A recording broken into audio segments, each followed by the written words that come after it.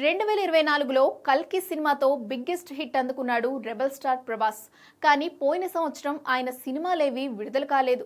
కానీ మంచు విష్ణు కన్నప్ప సినిమాలో కీలక పాత్రలో నటించాడు. అలాగే మిరాయి లాంటి సినిమాలో తన వాయిస్ ఓవర్తో పలకరించాడు డార్లింగ్.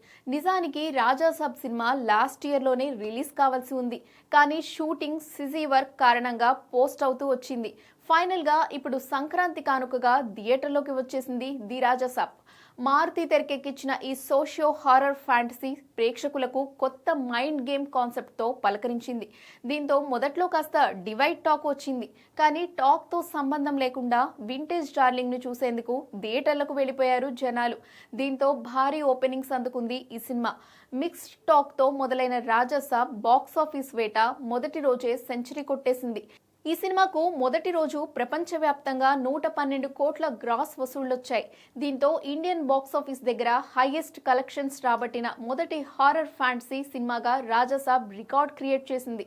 భారతీయ చలనచిత్ర చరిత్రలో ఈ జానర్ సినిమాకు ఈ రేంజ్ ఓపెనింగ్స్ రావడం ఇదే మొదటిసారి. అలాగే 2026వ సంవత్సరంలో ఫస్ట్ 100 కోట్ల ఓపెనింగ్స్ రాబట్టిన సినిమా రికార్డును తన ఖాతాలో వేసుకున్నాడు ప్రభాస్. ఈ ఏడాది సంక్రాంతి సీజన్లో వచ్చిన మొదటి సినిమా ఇదే. దీంతో సంక్రాంతి సీజన్లో 100 కోట్లు రాబట్టిన సినిమాగా కూడా రాజాసాబ్ రికార్డ్ క్రియేట్ చేసింది. మొత్తంగా ఓపెనింగ్స్తోనే సెంచరీ కొట్టి రచ్చలేపాడు రాజాసాబ్. మరి లాంగ్ రన్లో ఈ సినిమా కలెక్షన్స్ ఎలా ఉంటాయో చూడాలి.